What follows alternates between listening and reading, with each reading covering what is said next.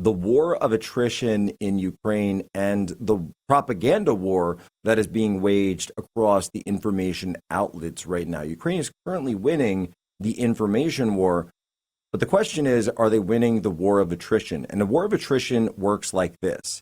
It's not about taking land, it's about taking lives.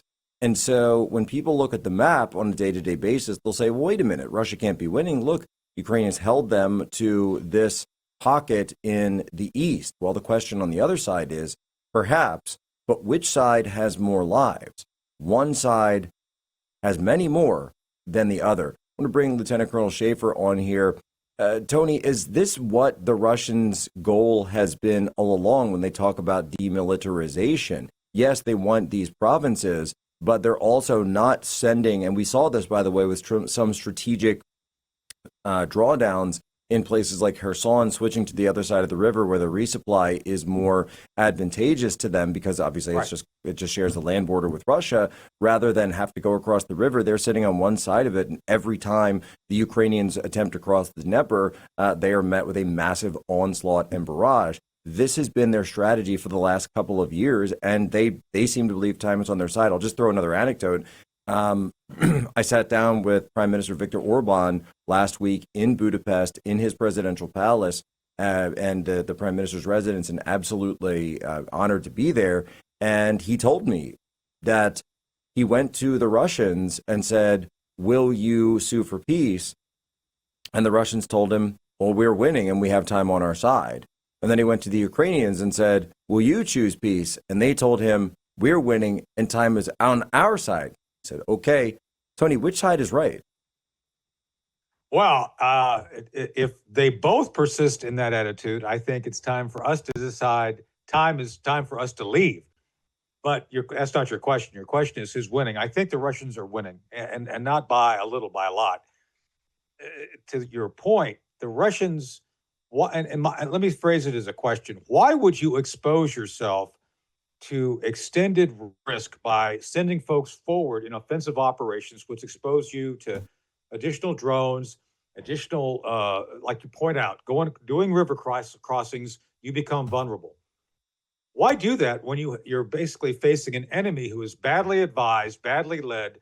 And frankly, people like Mark Milley, a rocket scientist, if I ever met one, is telling you stupid things, not giving you the right strategy. Why would you want to expose yourself to risk if you can just sit back and let them come wave after wave on your strength and lose? I would argue by doing this, they're going to basically leave Ukraine a rump state by the fact that it'll be not only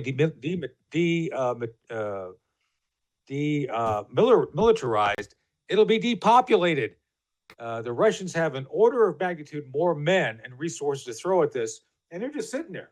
And so the more Ukraine throws their stuff in there, they have their time, the more they lose time and lose resources. So I don't think it's close. I think the Russians, should they choose to implement a military solution on this, they could be done by July or August.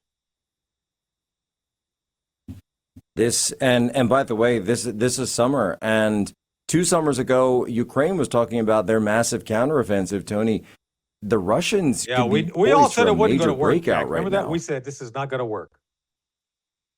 Do you think the Russians are poised for a breakout right now? I think if they choose to break out, absolutely. I don't think they're going to choose to break out. I think they're going to allow the remainder of Biden-approved materiel and equipment to show up over the next 30 days, get to probably the 1st of July. And then once that's done, by the way, the Russians notice already that with less Patriot air defense systems, less stuff to stop their drones, they're being more effective. So why risk going at the Ukrainian strength when the Russians know it's just a matter of time before they run out of stuff?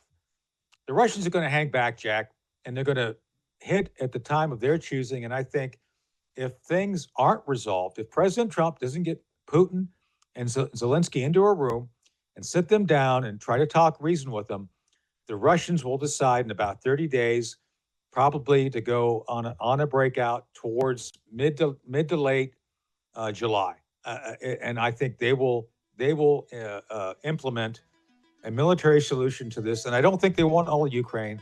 They want what they have. They want to turn those into Russian provinces